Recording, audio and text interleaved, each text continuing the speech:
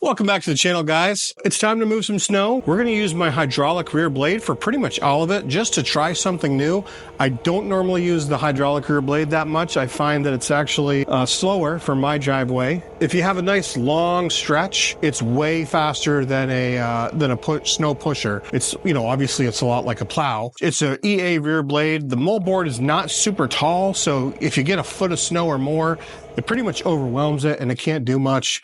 And then the snow pusher still reigns supreme. But honestly, if I get a foot of snow, I use the snow blower behind me, and I don't use the rear blade really at all, or the snow pusher for that matter. In really tiny accumulation, like the couple inches we have right now, that's where this thing really shines. It is way faster.